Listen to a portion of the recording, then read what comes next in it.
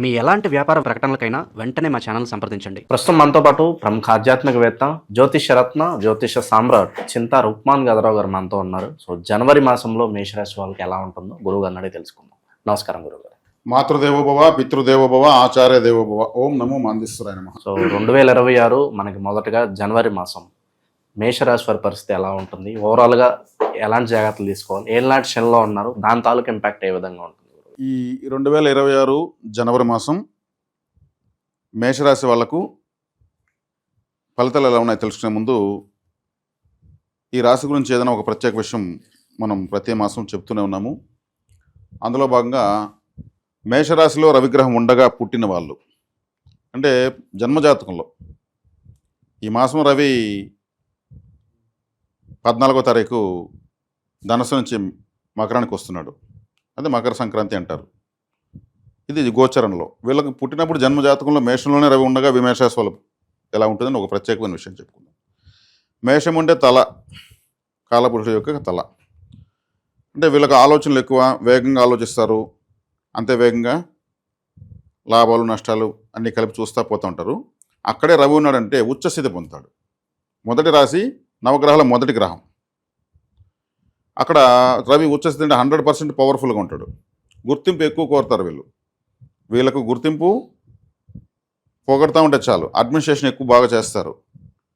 రాజకీయం పైన ఎక్కువ ఇంట్రెస్ట్ కలిగిపోతుంది. మేషంలో రవి ఉన్న వాళ్ళు ఇంకా రాజకీయంలో ఏదో ఒక రకంగా ఉండే తీరుతారు. తక్కినటువంటి గ్రహస్థితులను కూడా అనుకూలించాయంటే ఎమ్మెల్యే కావడము, మినిస్టర్ కావడము, ఇంకా ఏ స్థాయికైనా దేశ స్థాయి పదవుల్లో కూడా వెళ్ళిపోతారు. ఎందుకంటే పదవి అనేది వీళ్ళకు ఇంకా దానికోసమే పుట్టాము అనే విధంగా ఆలోచిస్తారు. ఎందుకంటే రవి గ్రహమే రాజు. ఆ రాజు అనే గ్రహమే రాశిలో ఉన్నప్పుడు ఏమవుతుంది, తను లీడర్గానే భావిస్తాడు. కాబట్టి పదవి కోసము వీళ్ళు పడని తప్పనంటూ ఉండదు. అట్ ది సేమ్ టైం మళ్ళీ ఓడిపోతారు, మళ్ళీ గెలుస్తారు, మళ్ళీ ఓడిపోతారు, మళ్ళీ గెలుస్తారు. ఎందుకంటే సూర్యుడు ఉదయిస్తాడు, అస్తమిస్తాడు, ఉదయిస్తాడు, అస్తమిస్తాడు.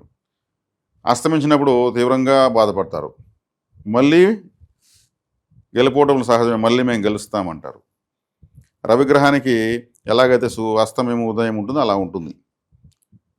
కానీ ఈ పదవి పోరాటాలు చేయడము, పదవుల కోసము ఇంకేదైనా చేయడము, ఖర్చు పెట్టడము, ఇవన్నీ కూడా మేషరాశి వాళ్ళకు ఉంటాయి.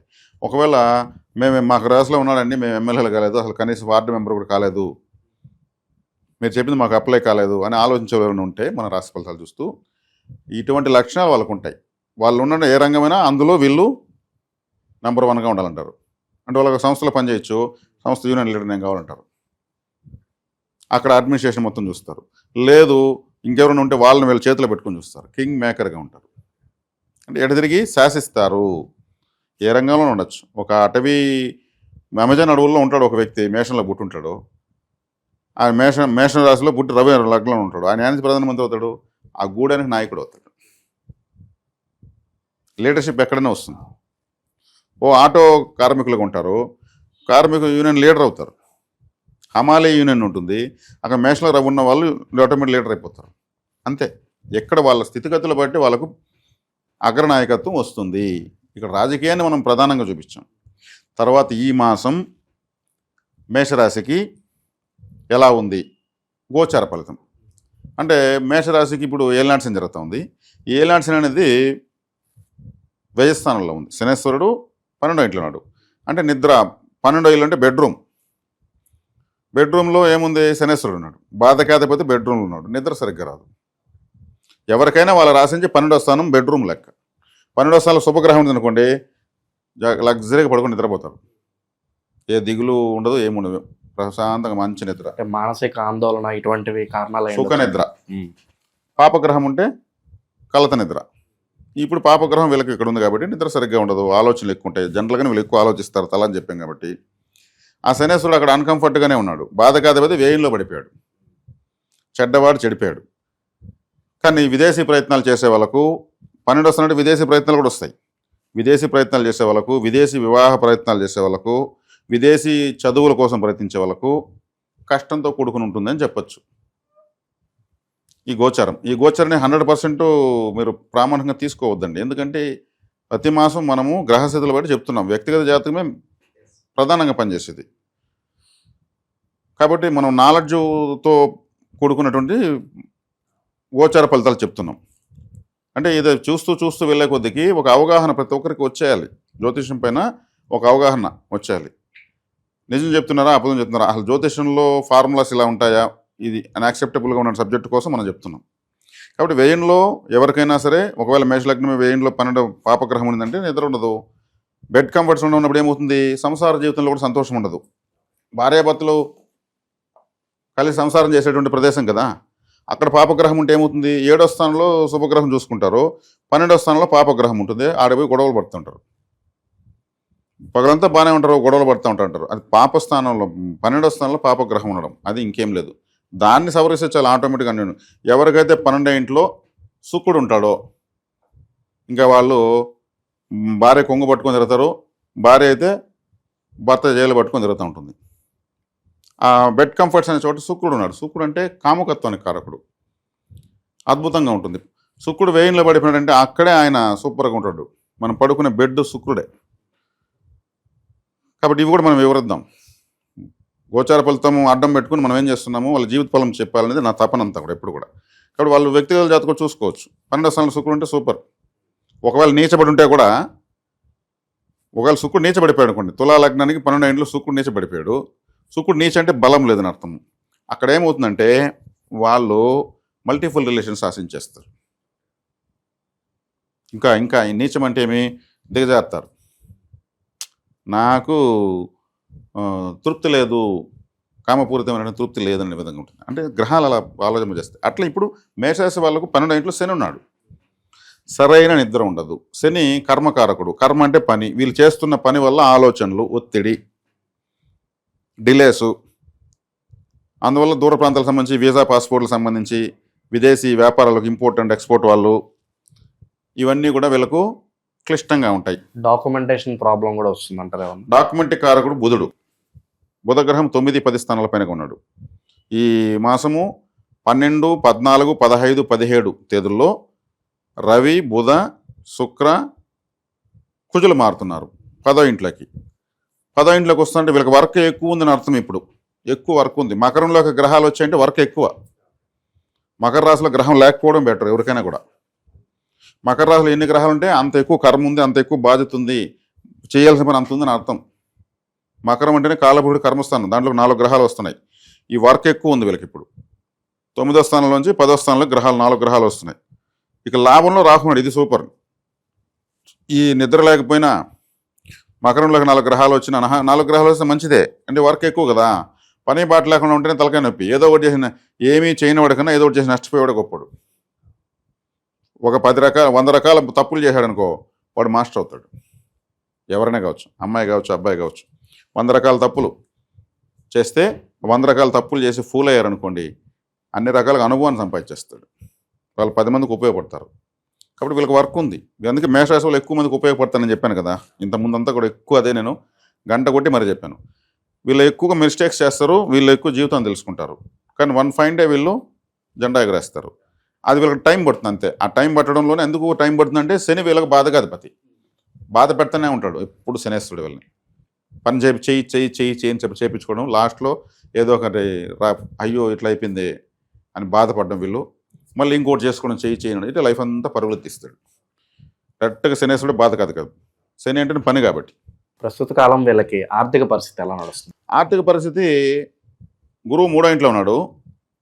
గురువు 3వ ఇంట్లో ఉండడం వల్ల వీళ్ళకు శని వ్యయంలో ఉన్నాడు, గురువు 3లో ఉన్నాడు. 10లోకి 9, 10లోకి 4 గ్రహాలు ఉన్నాయి. వీళ్ళకు శ్రమ ఎక్కువ ఉంటుంది, ఆదాయం తక్కువ ఉంటుంది. అంటే ఎప్పుడు కూడా మేషరాశి వాళ్ళకి గుడ్డు గుర్తు ఏమంటే, ఇప్పుడు ఈ గ్రహస్థితిని బట్టి నేను చెప్పడం లేదు, జనరల్గానే వీళ్ళకి అట్లాగే ఉంటుంది.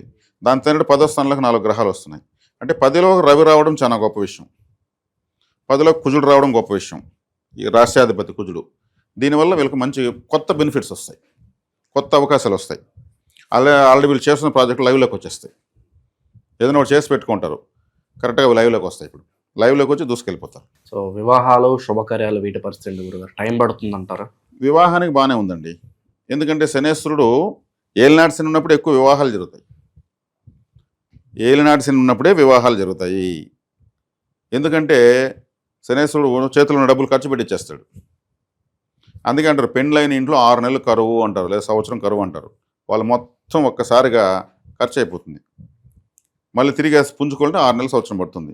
కాబట్టి ఏలినాటి శనికి వివాహానికి శుక్రుడికి గురువుకి సంబంధం లేదు. ఏలినాటి శని వచ్చిందంటే ఇండ్లు కడతారు, డబ్బు ఖర్చు పెడేస్తారు, పెళ్లిళ్ళు చేస్తారు, డబ్బులు ఖర్చు పెడేస్తారు, ఇంకేదైనా పెట్టుబడులు పెడతారు, బ్లాక్ అయిపోతుంది అమౌంట్, ఇంకేదన్నా షేర్స్లో పెడతారు, అది వీళ్ళకి అనుభవం లేకుండా అడిపోతుంది. అంటే డబ్బులు అనేది లాస్ అవ్వాలనేది టైం అనమాట. ఇది ఏదో చేసి డబ్బు బర్న్ అవ్వాలనేది వస్తుందన్నమాట. కాబట్టి ఈ ఏలినాటి శనిలో వీళ్ళకి పెళ్లిళ్ళు కావాలంటే అయిపోతాయి. పెళ్లి ఇల్లు కట్టాలన్నా పెళ్లి కావాలన్నా డబ్బులు దొరుకుతాయి. అంటే అప్పు అయినా కూడా మళ్ళీ కట్టాలి కదా. కాబట్టి పెళ్లిళ్ళు అవుతాయి, ఇబ్బంది లేదు. వృత్తిలో స్థిరపడతారు. విద్యార్థులు విదేశీ ప్రయత్నాల పరిస్థితి ఏంటి గురువుగారు? విదేశీ ప్రయత్నాల గురించి ఫస్ట్ నేను చెప్పింది. 12లో శని ఉన్నాడు కాబట్టి అతి కష్టంతో కూడుకున్నటువంటి విధానం ఉంటుంది. కానీ రాహు లాభంలో ఉన్నాడు కాబట్టి ఫైనల్గా విన్ అవుతారు. విదేశాలకు అధిపతి రాహువే, ఫారిన్ ప్లానెట్, సక్సెస్ అవుతారు. ఏలినాటి శని తాలూకు ఇంపాక్ట్ మరి తీవ్రంగా ఏమైనా బాధపడుతుంది అంటారా, పర్వాలేదు అంటారా, మోస్తారు గల జీవితం కొనసాగిపోవచ్చు అంటారా? మామూలుగా ఎత్తుకుంటే పండితులంతా కూడా నాలాగా జ్యోతిష్యులందరూ కూడా ఏలినాటి శని గురించి జాగ్రత్తలు చెప్తున్నారు. అది వాస్తవమే. కానీ నేను నిజంగా సమస్య ఉంటే కూడా నేను మానసికంగా తేలిక చేసి వాళ్ళకి ధైర్యం చెప్పే విధంగా నేను చెప్పేది అలవాటు పడ్డాను. ఏలినాటి శని మేషరాశికి 100% పనిచేస్తుంది. కానీ ఇక్కడ ఒక లాజిక్, ఈ లాజిక్ ఏమంటే శనేశ్వరుడు ఎవరు శిష్యుడు? కాలభైరవుడు శిష్యుడు. కాలభైరవారాధన చేస్తే ఏలినాటి శని వీక్ అవుతుంది. శివాలయానికి ఎక్కువ వెళ్ళడం వల్ల ఏలినాటి శని తగ్గుతుంది. శివాలయానికి వెళ్ళడం వల్ల ఏమవుతుందంటే శివలింగానికి ఉన్న ప్రత్యేకత మన చెడ్డను లాక్కుంటూ ఉంటుంది, మన కష్టాన్ని లాగేస్తూ ఉంటుంది. ఇంక దానికి మించిన మంచి ఏం కావాలి మనకు అసలు? అందుకు శివాలయానికి వెళ్ళామా, ఓ అరగంట గంట కూర్చున్నామా, అలా పోయేసి నమస్కారం పెట్టేసి వెంటనే రావడం వల్ల అక్కడున్న బ్రీతింగ్ తక్కువ 5 నిమిషాలు పిలుస్తాం. ఒక గంట పిలిచామనుకో శివాలయంలో ఉన్నటువంటి ఆక్సిజన్ చాలా చాలా పవర్ఫుల్, అద్భుతం. మనకు చాలా వరకు మన కష్టం పోతుంది. కాబట్టి ఎక్కువ శివాలయము కాలభైరవ అష్టకం చదువుకుంటా ఉంటే శనేశ్వరుడు స్మూత్ అయిపోతాడు. ఇది ఇంతకు మించిన పరిహారం లేదు. ఇంకా తైలాభిషేకం చేసేది ఇవన్నీ కూడా అంటే ప్రాచీన కాలం చేస్తున్నారు, మనం విమర్శించకూడదు. దానికన్నా అధికంగా ఫలితం ఇస్తుందని నేను నమ్మినటువంటిది. వాస్తవంలో కూడా చాలామందికి ఇలా అయింది.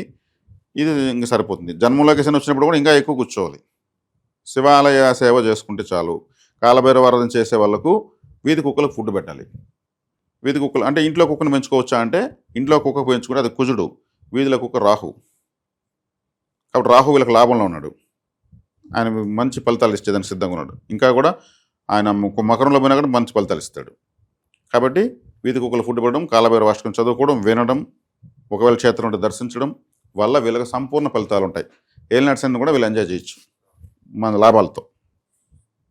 తర్వాత ఈ మేషరాశి వాళ్ళు ప్రత్యేకించి అంటే నేను అఖండ దైవిక వస్తువులని కొన్ని సమర్పిస్తున్నా, చాలామందికి పరిచయం చేస్తున్నాను. ఇందులో భాగంగా చాలామందికి కులదేవత తెలియడం లేదు అని నాకు అడుగుతున్నారు. కులదేవత అంటే వెంకటేశ్వర స్వామిని, కులదేవత అంటే ఇంకా నరసింహస్వామిని, వాళ్ళంతా యుగదేవతలు పరదేవతలు. కులదేవత అనేటువంటి దేవతను చెట్ల కింద పెట్టి పూజిస్తారు. వాళ్ళ పూర్వీకులు ఏమన్నా ఉంటే తెలిసే అవకాశం ఉంటుంది, బట్ లేని వాళ్ళకైతే తెలియదు. తెలిసినా కానీ పలానా దేవతను ఎటువంటి నైవేద్యాలు పెట్టాలి, ఏ చెట్టు కింద పెట్టాలి, ఎటువంటి విగ్రహాలు పెట్టాలి, ఇవన్నీ ఉంటాయి. అవన్నీ తెలియకుండా పోతుంది చాలామందికి. దానికి మా జ్యోతిష్యాలయం నుంచి మేము ఒక ప్రత్యేకమైన వస్తువుని పరిచయం చేయడం జరిగింది. అదేమంటే సంగాలి కర్ర అంటారు. కరంగాలిలాగా ఇది కూడా సంగాలి. కరంగాలి అంటే నలుపుగా ఉన్న కాళికాదేవి, సంగాలి ఎరుపుగా ఉన్న కాళికవి. ఇది సంగాలి కర్రలు. ఇది చిన్నది, ఇది ఒక మీడియం సైజు, ఇది ఒక పెద్ద సైజు. ఇది కులదేవతగా భావించి పూజరంలో పెట్టి నమస్కారం చేసుకుని ధూపం చూపిస్తూ ఉంటే చాలా అరటిపండు, కొబ్బరికాయో, తేనో, అటుకులో బెల్లము, కలకండు, డ్రై ఫ్రూట్స్, ఏదో సహజ సిద్ధమైనటువంటి ఆహారం, ఉడికించింది కాకుండా, ప్యాకెట్ పాలు కాకుండా, ప్రకృతి వంటలు సమర్పించుకుంటే చాలు. ఇది కులదేవత తెలియని వాళ్ళ కోసం నేను చెప్తాను. ఒకవేళ తెలిస్తే మీ అదృష్టం, మీరు చక్కగా ఆరాధించుకోవచ్చు. వీళ్ళంత ఎక్కువ మందికి కులదేవత అనుగ్రహం కలగాలి. ప్రతి ఒక్కరికి కులదేవతను ఆరాధించే కొద్ది గ్రహం వ్యతిరేకతలు తగ్గిపోతాయి. అదేవిధంగా ఇంకా ఇక్కడ తీసుకుంటే ఎక్కువగా లక్ష్మీ కటాక్షం కోసం ఎక్కువ మంది తాపత్రయపడుతుంటారు. మహారాజా గోమతి చక్రము ఒక ఇడ్లీ సైజు ఉంది, అరచేతిలో పెట్టుకుంటే. దీంట్లో సుదర్శన చక్రము, సముద్రంలో సుడిగుండము, ఒకవైపు 9, ఇంకోవైపు 6 ఇవన్నీ కనిపిస్తాయి. గోమతి నదిలో దొరుకుతాయి. ఇవి చాలా చాలా పవిత్రమైనటువంటిది, లక్ష్మీకరమైన వస్తువు కాబట్టి తీసుకోవచ్చు. దక్షిణావర్తి సంఘం గురించి అందరికీ కూడా తెలుసు. ఇది వేలకు వేలు అమ్మేస్తున్నారు. అది ఇక్కడ మేము చాలా తక్కువ ధరలకు ఇస్తున్నాం. కింద వివరాలు ఫోన్ చేసి కనుక్కొని తీసుకోవచ్చు. ఇది ఎవరికి బలవంతం అయితే లేదండి, నేను పరిచయం చేయాలని దీంట్లో చేస్తున్నాను. మా టెలికాలర్స్కు ఒక వర్క్ ఇవ్వాలి, పవిత్రమైన వస్తువులు ఎక్కువ మందికి ఇవ్వాలి. ఇప్పుడు నా దగ్గర తీసుకుంటున్న వాళ్ళంతా వస్తువులు కూడా ఇక్కడ దొరుకుతున్న రేట్లు ఇంకెక్కడ బయట దొరుకుతుంది సంతోషం వ్యక్తం చేస్తున్నారు. అందులో భాగంగా ఇస్తున్నాము, కాబట్టి తీసుకోవచ్చు. ఏళ్ళనాటి శని ప్రభావం తగ్గడానికి ఏమన్నా వస్తువులు ఉంటే పరిచయం చేయండి గురుగారు మన వాళ్ళు. ఏలినాటి శని తగ్గడానికి కావాల్సిన వస్తువులు అనుకుంటే జ్వాలాముఖి. ఈ జ్వాలాముఖి అనేది 9 గ్రహాలను నియంత్రిస్తుంది. చేతులు ఇలా పెట్టుకుంటే చల్లగా అయిపోతుంది, మనకు బీపీ కూడా కంట్రోల్ అయిపోతుంది, రక్త ప్రసరణ బాగుంటుంది. ఇది మన అగ్నిపర్వతం పేలినప్పుడు లావా వస్తుంది కదా, ఆ లావా కరిగిపోయినటువంటి మెటలే ఇది, ఇంక వేరేం కాదు. ఆ అగ్ని జ్వాలలు వస్తాయి కదా, అందరూ జ్వాలాముఖి అన్నారు. దీన్ని తీసుకోవచ్చు, చాలా మంచిది. ఒళ్ళు నొప్పులు తగ్గడం, నిద్ర పట్టడం కూడా చెప్తున్నారు కొంతమంది. రక్త ప్రసరణ మీద పనిచేస్తుంది కాబట్టి ఇది తీసుకోవచ్చు. ఏలాంటి శనికి బాగా పనిచేస్తుంది. సో ఓవరాల్గా మేషరాశి వాళ్ళందరికీ ఈ జనవరి ఎలా ఉంటుంది, ఎటువంటి జాగ్రత్తలు తీసుకోవాలి, అద్భుతంగా వివరించారు. ధన్యవాదాలు.